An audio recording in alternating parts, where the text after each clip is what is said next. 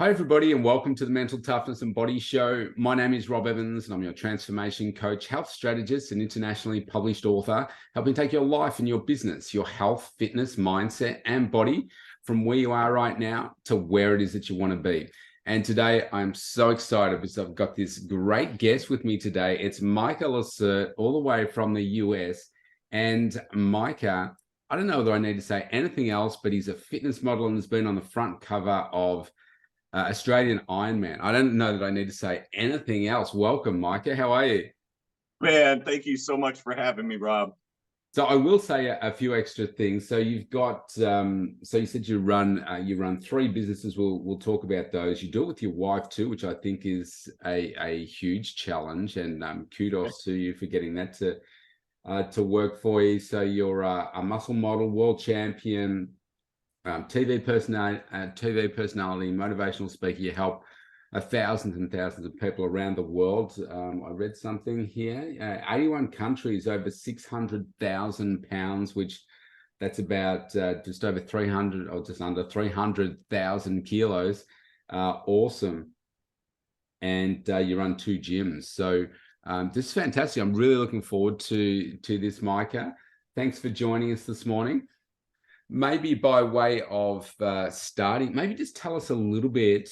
We've all got a story in the health and fitness industry, what got us started and why. Maybe just give us a little bit of an insight as to why fitness modeling, why health and fitness, what got you started?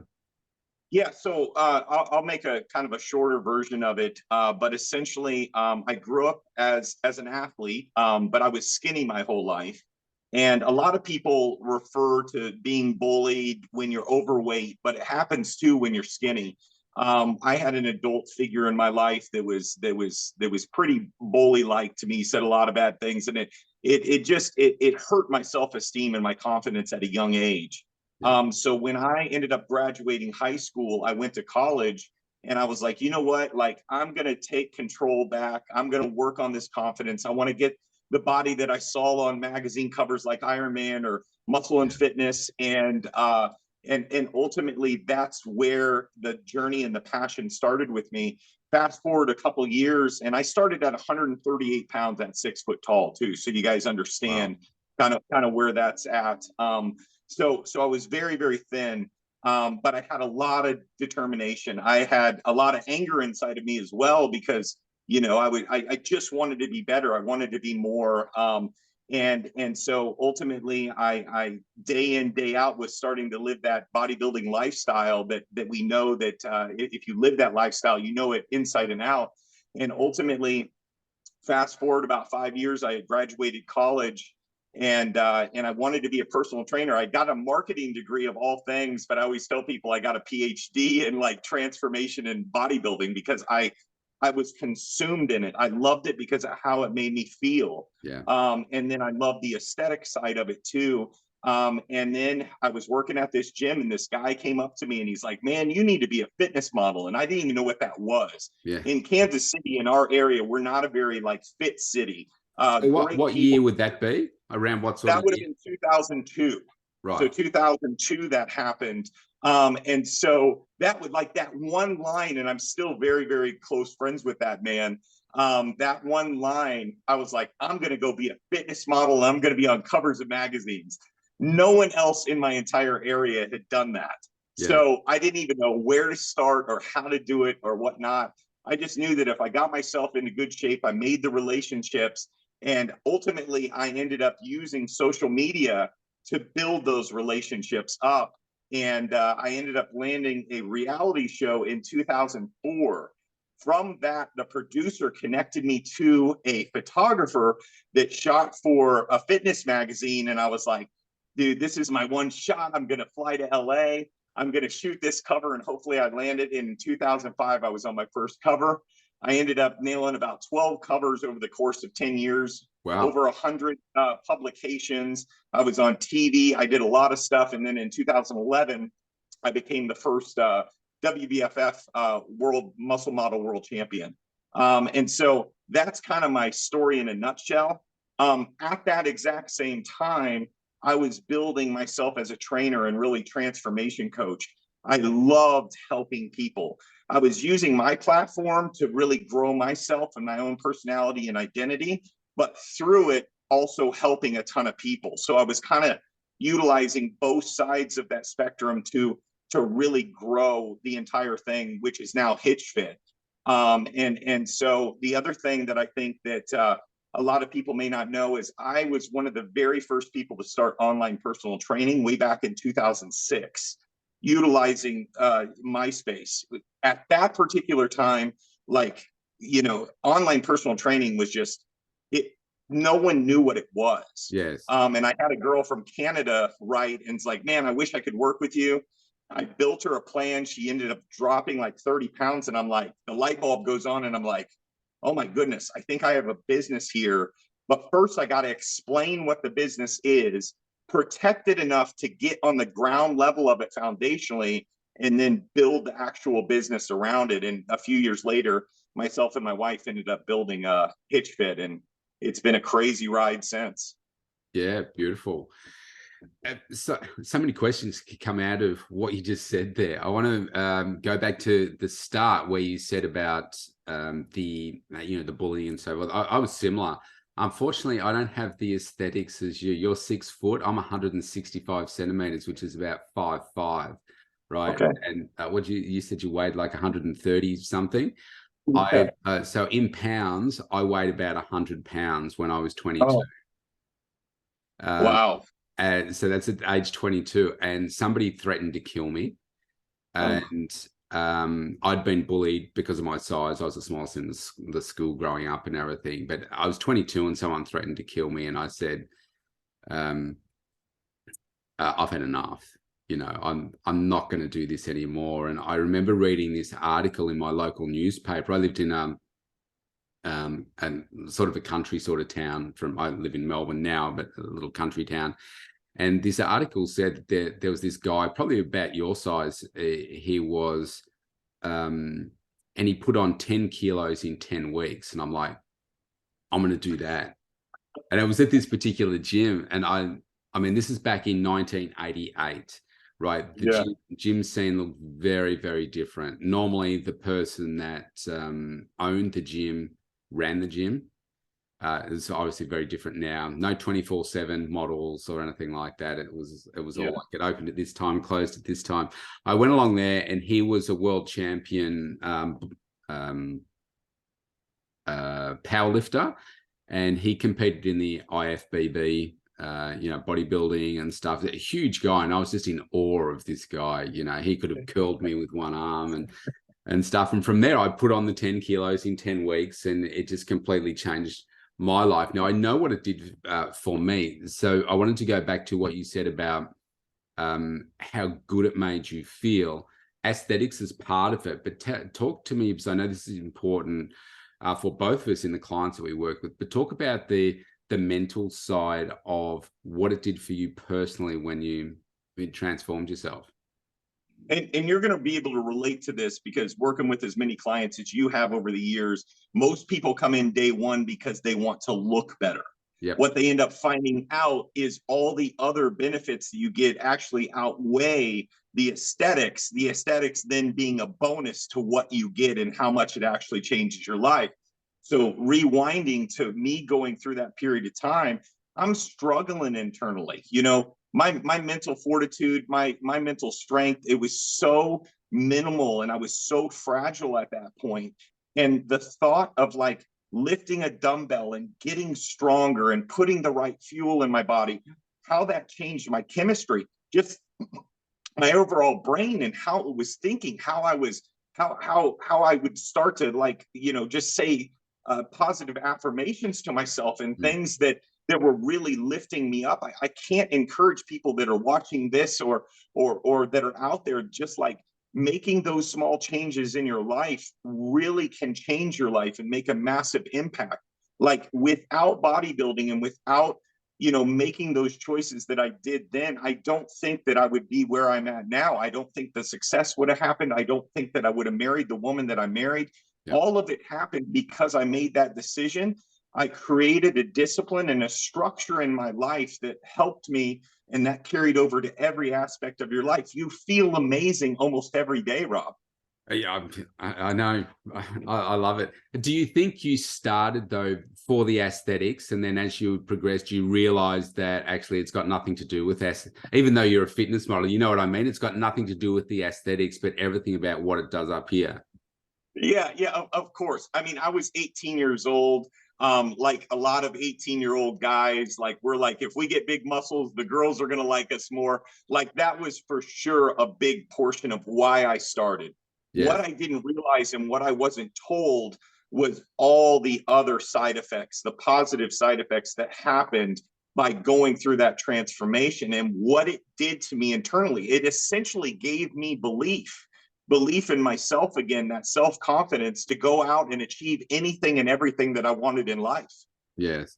So just as a side note there, because there might be people watching this saying, okay, you're a fitness model. I'm obviously not I don't have your good looks and your body, but how long did it take you to say from when you started to, well, let's go with being on your first cover?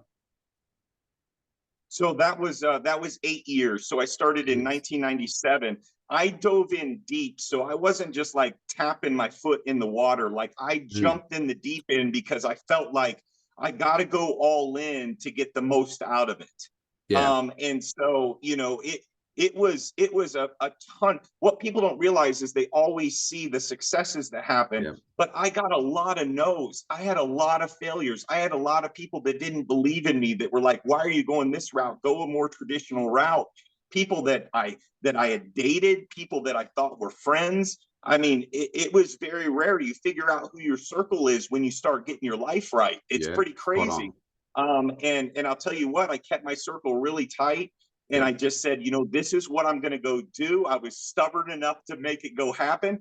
And the other thing is, like, I didn't have a lot of fear because I was like, I'd already gone through so much struggle and pain in my life. I'm like, what's the worst that can happen? Just go through the same storm I went through already before. I already got through that. What hurts if I go through this and I fail? And then the failure just it wasn't an option. It wasn't when someone said no, or it didn't happen. I just created another goal and went and made something else happen. Yeah. Brilliant. Brilliant. Love this. So how much do you think that the lifestyle that you've adopted through this, the training, the focus, the mindset, understanding about relationships and all that sort of stuff, keeping that, I just did a podcast within the last 8 days about keeping it tight, as in like your circle. Um, how much has that influenced the success of your business? Uh, Bodybuilding and that particular lifestyle and that level of discipline, especially if the goal is trying to get on covers of magazines or competing. Now, that's not everybody's goal, but you can Mm, still apply a lot of the aspects of that lifestyle into other facets of your life. It was absolutely game changing for me because what it taught me was the hard work that I put in had a result. The choices that I made every single day had a result. And being faithful in that small to be faithful in that much. And essentially that's how I applied it. Like that same disciplines I had in bodybuilding and fitness, I carried over not only to my business and building that into a large business, but also the relationship I have with yeah. my wife Yes. and my faith. Like it all comes together. It's intertwined. What I love about it is if you can transform your health, your body, your mind, then you can do absolutely anything. And I think because you are so successful in your own health and wellness, you're so right. It's those same principles. If you want, like you got quite big arms. If you want to get big arms, you say, okay, Rob, go into the gym and just do 12 bicep curls today. You'll be set. You never have to do them again. It's the same with business. Just go do this one marketing campaign. You'll never have to do anything again. Just do that one and you'll be set for life. It's relentless. You've got to do it consistently. You've got to keep building relationships. You've got to keep innovating. You've got to keep eating. You've got to keep working out. You've got to keep a positive mindset. It's that's what I love about it. And it completely changed my world from probably the very first workout I did, certainly the first week. I'm like, I got to do this for the rest of my life. Yeah. Man, I love that you're sharing your story too, man, because I'm getting to know you better, and we've been on that same path together, so we understand it first foremost, and just being able to share that story to others, encourage others to do, kind of Yeah, follow a that's similar right. path. That's right. Yeah. So tell me about the different businesses that you operate. Tell us a little bit about those. So we have the Hitch Fit Online. That was the first business that we started. As you had mentioned, we bought that to 81 countries, 600,000 pounds globally. Soon after we opened up the online side of the business, we opened up a brick and mortar gym. We now have two of those. We ran the exact same model we run online, but in person. So we were one of the very first transformation style gyms. So if you walk into our gyms, we have thousands of before and after pictures all over the Yeah, I've walls seen of some people pictures. all over Yeah. the world. Yeah. Yeah, and then our third business we started a little over a year ago with a couple. It's called Rock Body Retreats, and we do these amazing wellness, fitness, faith retreats all over the world in beautiful locations. We go in and help people level up their lives, whether that be relationships or fitness or faith or even finances, just teaching them and really a way of living what we're talking about here, mental strength and fortitude, all those things that it requires to not only be successful in a business, but also a relationship with your health. How Yeah. many times do we see these extremely successful business owners that don't take care of their health?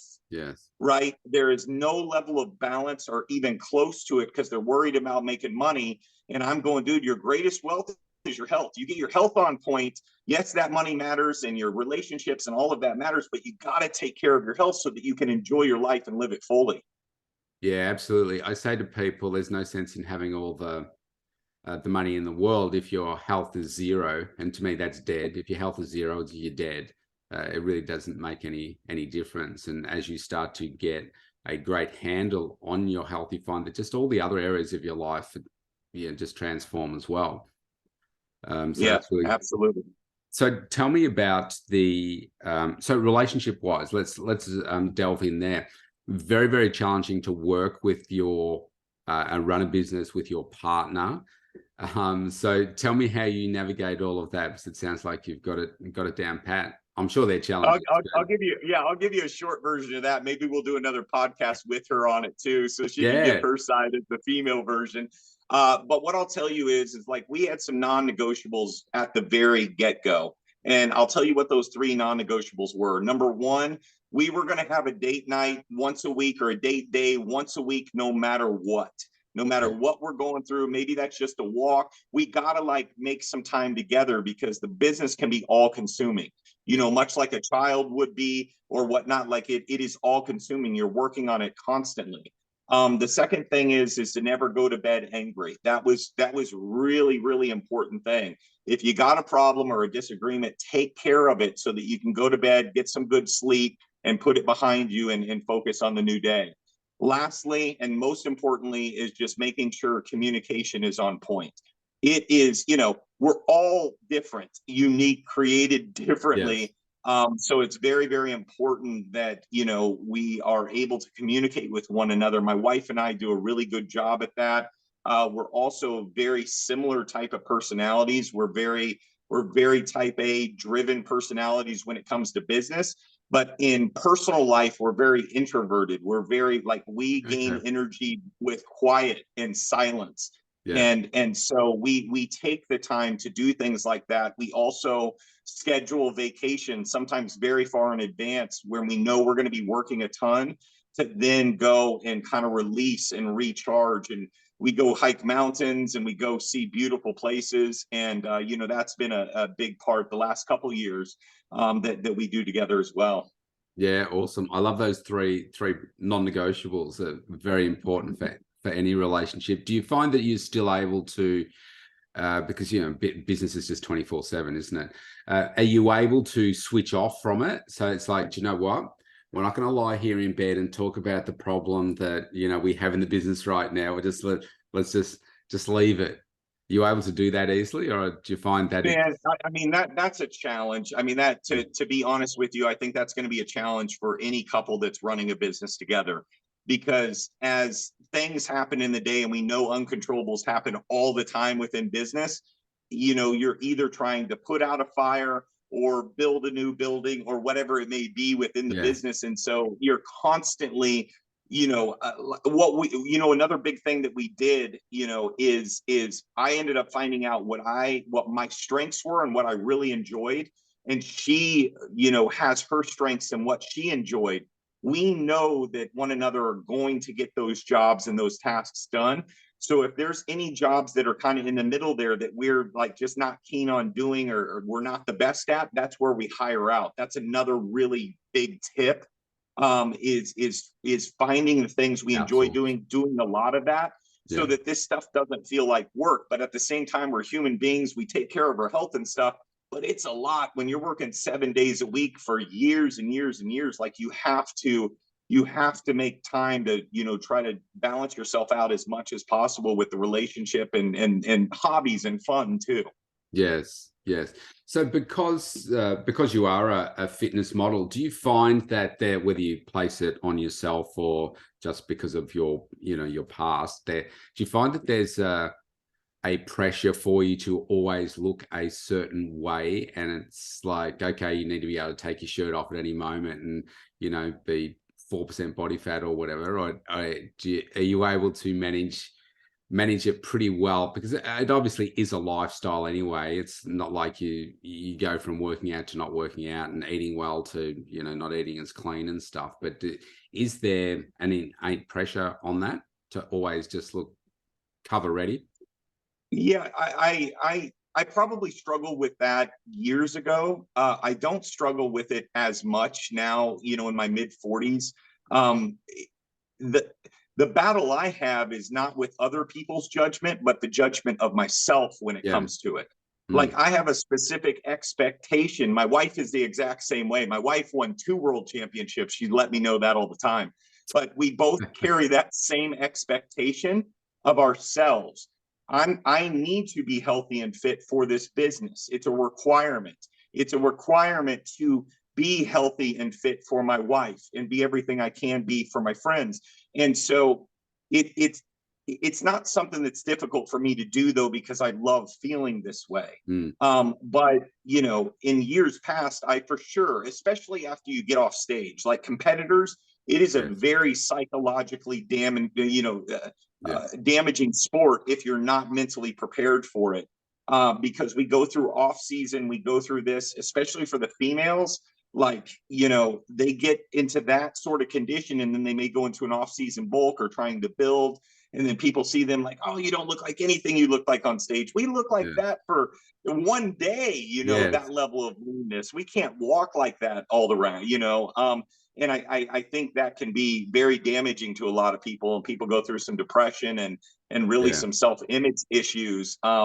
So I just really, you know, work on why you're doing what you're doing, and you should be doing it because you're doing it for yourself, and then using your platform to inspire other people. Yeah. Yeah. Beautifully said. Do you still compete?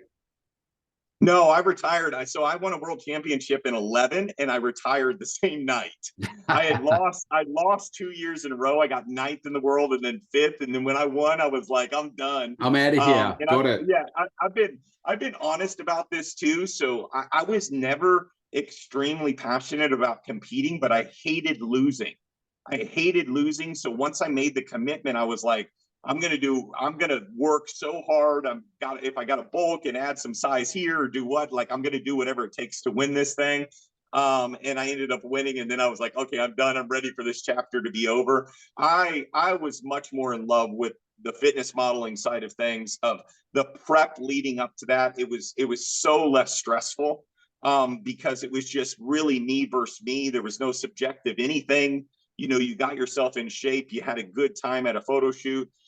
Whereas my wife was very, very comfortable on stage. She loved competing, and she won many, many shows outside of the 2 world championships. So, you know, she kind of like nudged me to get on stage, and that's why it originally happened. And I'm glad she did, because it was a really, you know, one of the highlights of my fitness career. Yeah, yeah, wonderful. So let's dig into perhaps some of your clients. What would you say? So this is a global issue. I believe it's not unique to here or over there. What would you say are probably the biggest challenges that you find that people face when they come to you looking for a transformation? Everybody pretty much says the exact same thing. Like, most people are willing to work out, but what we can't work out is outwork is our nutrition. And the nutrition is always the most difficult part for people. Yep. And I've seen multiple different layers of nutrition issues. So there's people that just like eating food. They just like eating bad food. It's easier to eat bad food. It's less discipline. You eat what you want when you want. But the issue is you become kind of almost in bondage of that food.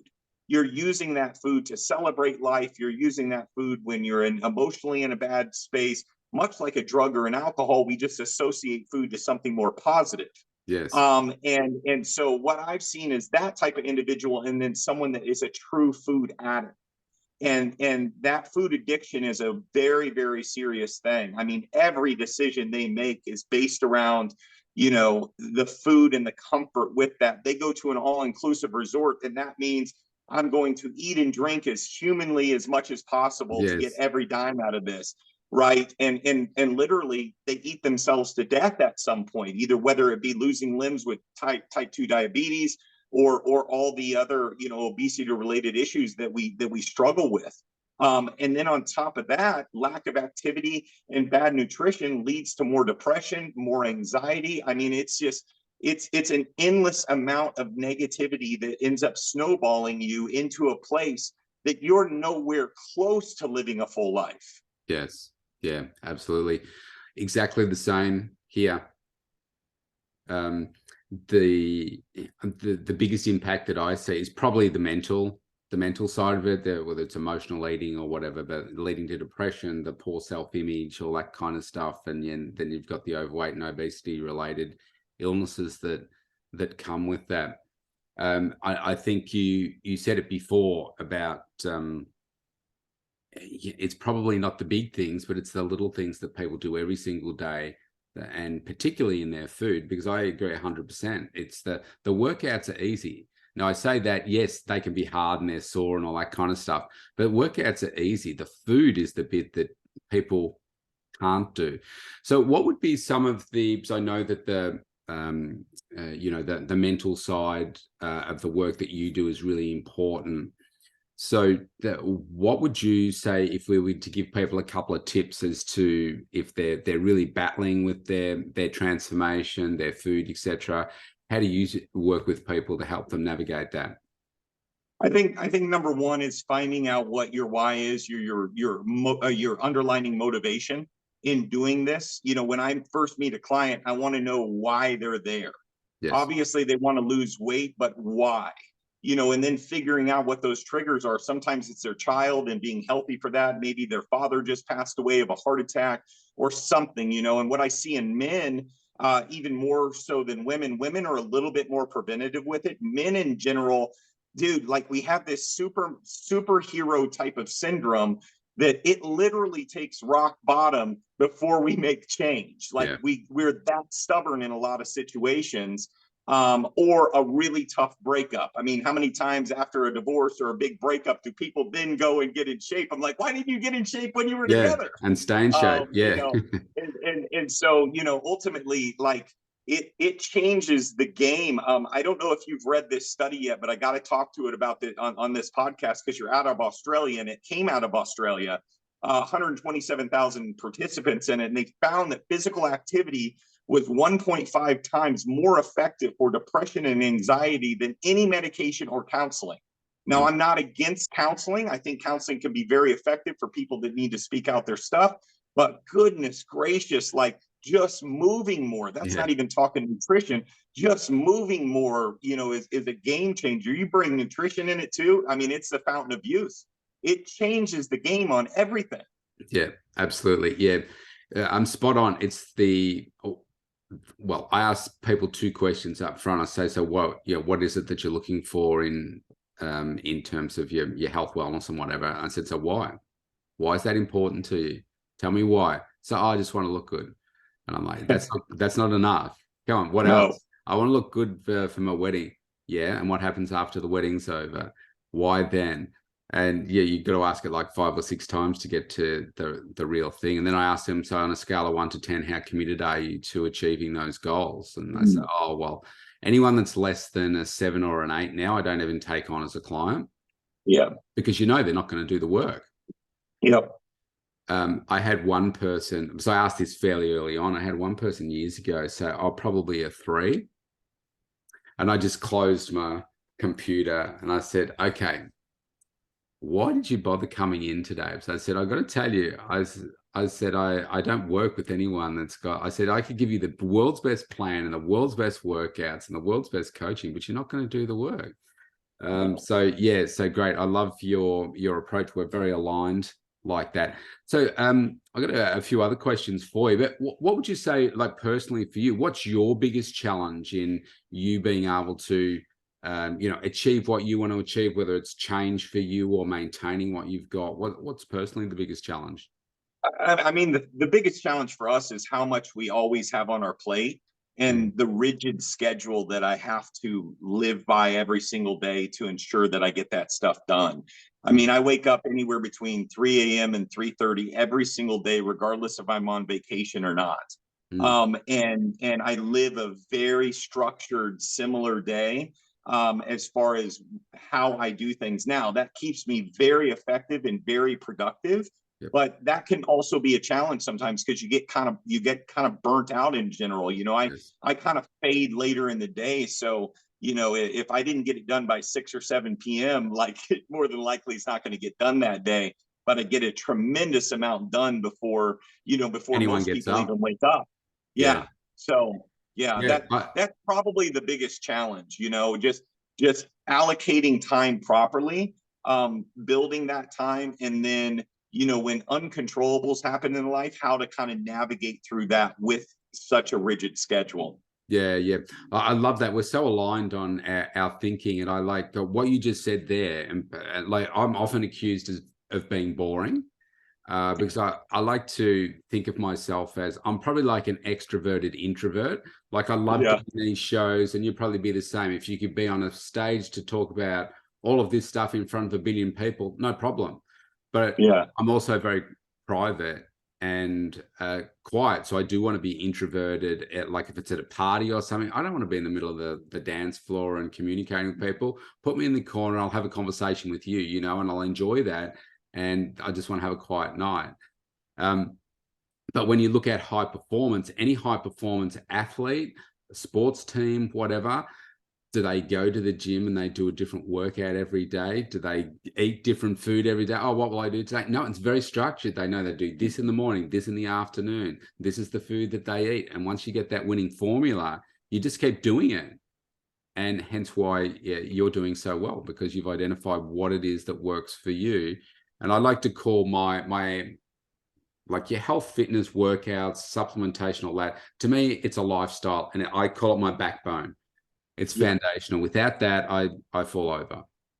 Yeah, yeah. I mean, we're perfectly aligned. It's a language that only people that live it understand it fully. Everyone else thinks we're crazy. I'm like, dude, it's just chicken and rice in a Tupperware. You don't have to blow your mind through that. I Yeah, mean, it's just, but everybody wants to know all the details on how it's done, and I'm like, yeah, even if I tell you, you're not going to follow it yeah. because you're That's not ready right. to make change, right? That's right. But for those people that are, man, I mean, we've had some amazing journeys over the years and seeing people really transform their lives and ultimately save some of their lives. And that's why we wake up and do what we do. We feel great. And that's the other thing, to go back on all this. We live this way so that we can be our best version for Yep. someone else. Yep. I want to walk the walk just like I talk the talk. It has to align.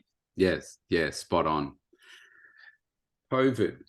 COVID affected us very differently here. I don't know whether you know much about Melbourne. We were the most locked down city in the world, 6 times, about 300 days in total.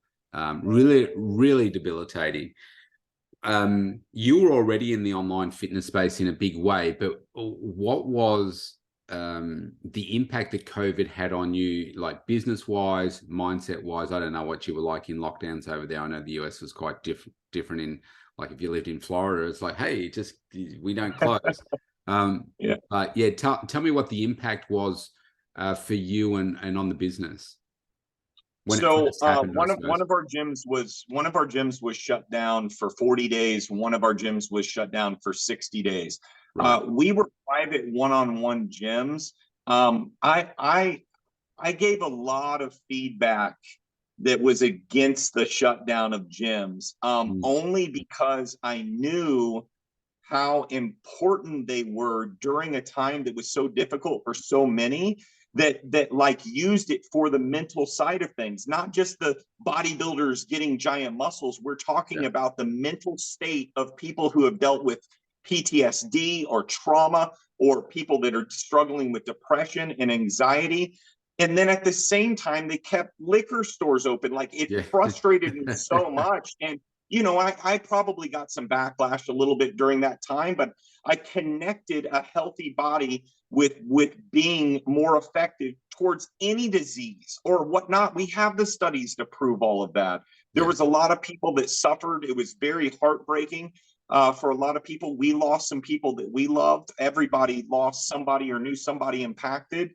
But I was really frustrated during that time, because I felt like that was a time that people like myself, people like my wife, other fitness leaders, really, we could have took the forefront of this and said, all right, we need to get it together. We'll follow every precaution that you guys may have, whether it be mask or whether it be, sanitation, whatever it is that you need for us to do. But people need to get this stress out. Them sitting in darkness at their house for months and months and months, this is going to increase depression, anxiety, suicide, everything. And it did. Yeah. I couldn't agree more. The same things happened here. It was crazy. I had to shut my studio for, like those 300 days pretty much. But innovated with the Zoom and all that kind of thing. What I think that they should have done is said, do you know what? We realize how impactful this is going to be on mental health. I mean, they'll do studies on this in another probably 8 years' time and say, wow, we're still seeing the effects of this. They could have made all our facilities like a hospital and said, you know what? You need to have all, like you said, all of these different things in place, but we need to get people to these places. What my personal opinion on that is, the people that made the decisions were not gym goers. They weren't really into their own health and wellness. And so therefore it wasn't a priority. And if you understood a little bit more about the decision makers, well, guess what? The things that they enjoy doing, you were still allowed to do those things. Like if it was, playing golf or whatever, and just make up some story that whether you're out in the open, COVID, spreads in the air and stuff, so you're safe out there. So yeah, it was very disappointing from that perspective. But did that make you innovate through your business or change it in some way so that you could still be successful? Well, the first thing was taking care of our current staff that we had with trainers, and figuring out, because we financially were in a spot that, if we were down for a couple months, it wasn't going to destroy us, because we had an online business that was very successful. So first off was making sure of that. The second thing was making sure that the clients that were coming in at that point were also taken care of in some sort of way. This is where the online personal training and communication and whatnot, we kept that in place for motivation. We knew this was going to make an impact on their journeys. But a majority of those people ended up coming back and then finishing their journeys. That was very important. And I think, during that particular time, the one thing that I'll say that really, I think, catapulted in our particular lives were, we didn't innovate in any way when it came to the businesses and fitness and whatnot. But what we did is we started things that we had kind of had on the back burner because we were so busy. Yes. And so that's when we started writing books. The other thing was kind of more of a personal thing that has to do with physical activity. But one of the only things that was open in America at that time was going to national parks and hiking. Yes. And so we started doing that. And since then, now we travel the world and hike. We love it so much. It's something we enjoy doing together. And so those two things were really impactful for us during that time. We also were a part of the news here in Kansas City. We did quite a few segments, you know, showing some stuff you could do outside, some Okay. stuff you could do at home, in your own home, just some stuff to give back in a way. We were making home workouts that people could Yep. follow. We were giving these away for free, little home workouts that we could do. People could follow and join us during a workout. You know, I just knew it was a challenging time for a lot of people, and they needed an outlet. Yes. Yeah. Great. Well done. Um, love that. So I wanted to, we'll finish up shortly. I wanted to ask you about this. This one, now you don't know this about me, and I'm about to share it, and hopefully I can do it in a nice way. I wanted to talk to you about the fitness industry and eating disorders, and amongst teenage girls. Now, I just lost my daughter to anorexia at age 15. It's yesterday was 8 weeks ago. And because of obviously the industry that I work in, you can imagine how much blame that I got because I work in the industry. Single dad, work in the fitness industry, and even now that she's gone, there will be health professionals that blame me for her death. Now, you and I know better, and I don't know whether you've got kids or not, but the number of conversations that I had with my daughter and trying to get her to change. But like we said before, one of the biggest challenges is if you come to see me and you don't want to change, then you're not going to change. And unfortunately, she was in that place, over 40 hospital admissions, over two years, and really, we lost her. Had to make the tragic decision of switching off her life support, for crying out loud. And it was, it's heartbreaking.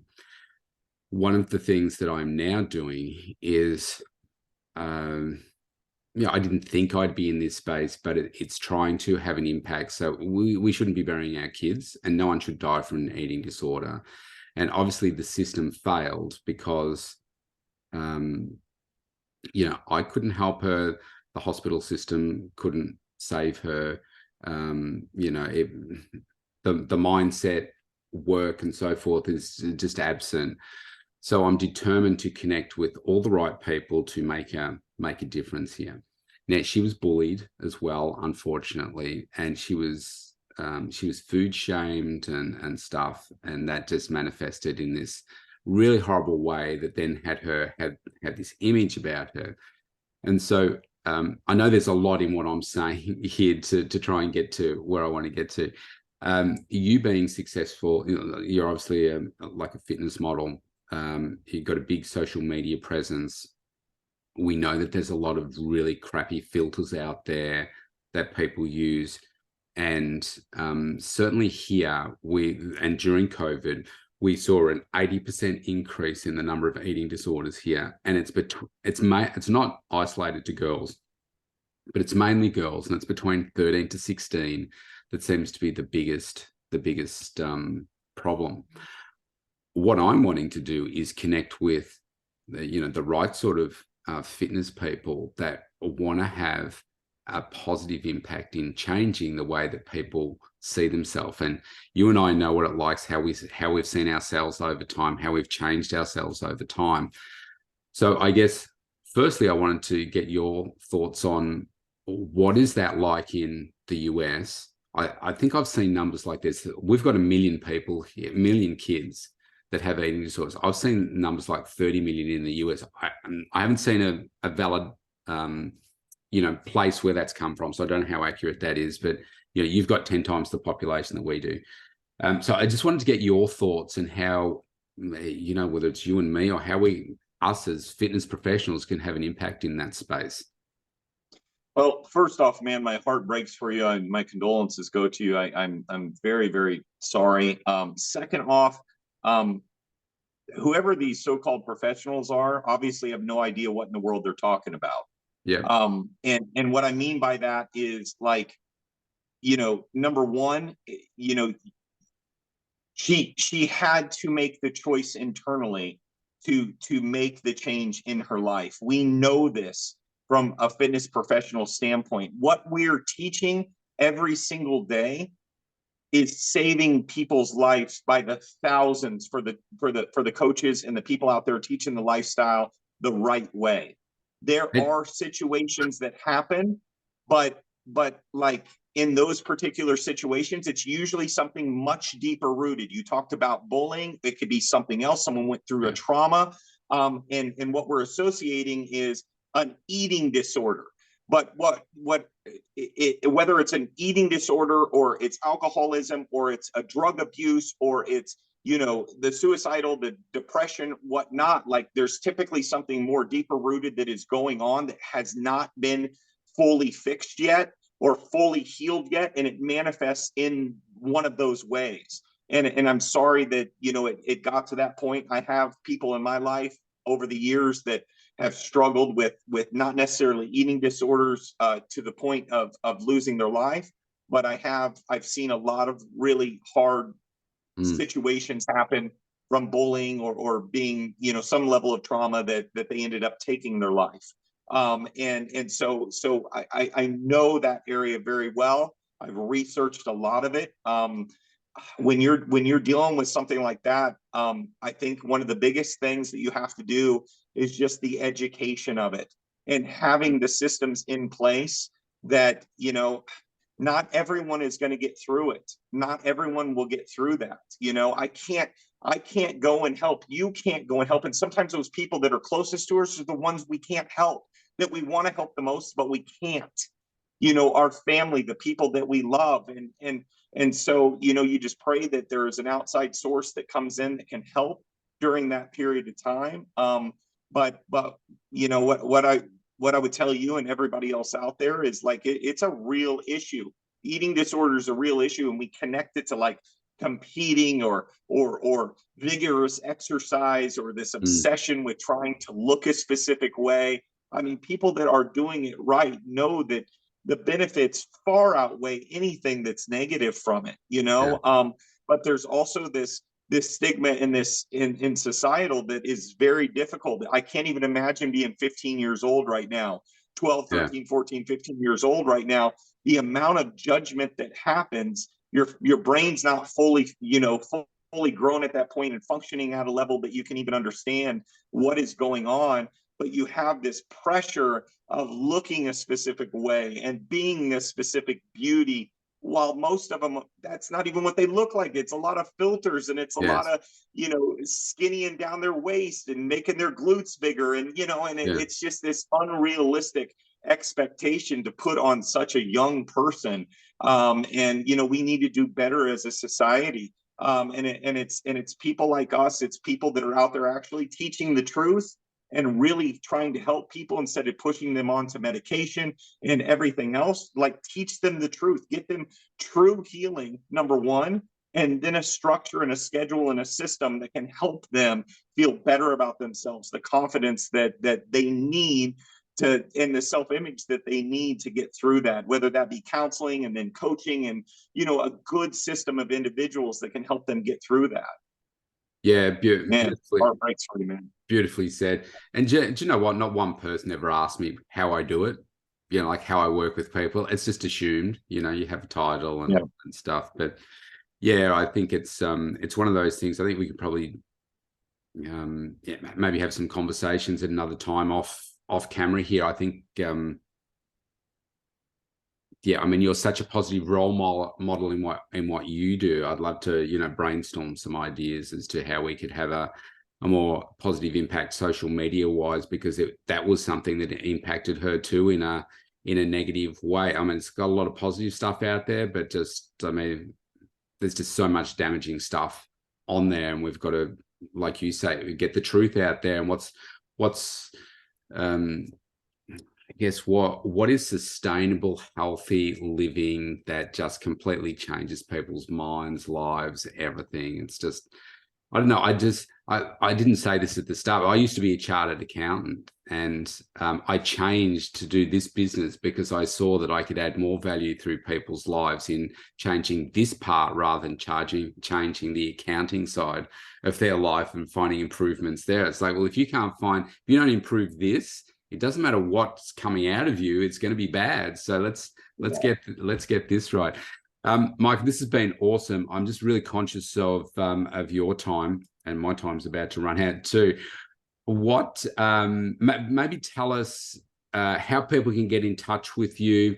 I don't know whether you offer any like free things or consultations or anything like that, but maybe just I will add these links at the bottom of the podcast as well, but maybe just tell people how they can get in touch with you. Yeah, my name is very unique, so you can Google me. I'm on all platforms. I have a ton of different pages. Mr. Hitchfit on Instagram is kind of one of my bigger pages there. Hitchfit.com is our online platform. We have free guides and stuff on there, and a ton of free blogs, a ton of success stories you can look at, inspiration. And then rockbodyretreat.com is where we do our retreats. So yeah, I mean, if you guys ever have a question or I try to get back with everybody and really just help motivate and inspire people. And what's great about what we both do, but you certainly what you do more successfully than me, is work with people around the world. So it doesn't matter where you're listening to this. I think this podcast, last time I checked, goes to 62 countries. They can work with you wherever you are. So that would, fantastic. Micah, I'm going to end it there. Thank you so much for today. This has been brilliant. I know that we're going to speak again, and we'll do some other podcasts, but you've added so much value here. You just need to stop, replay, and listen to this one a number of times. You've added so much value. Thanks so much. And Rob, thank you so much, man, and continue doing what you're doing. This is a great podcast. Your message is perfect for people out there that need change. Yeah, thanks so much. All right, I will talk again. All right, brother. Thank you.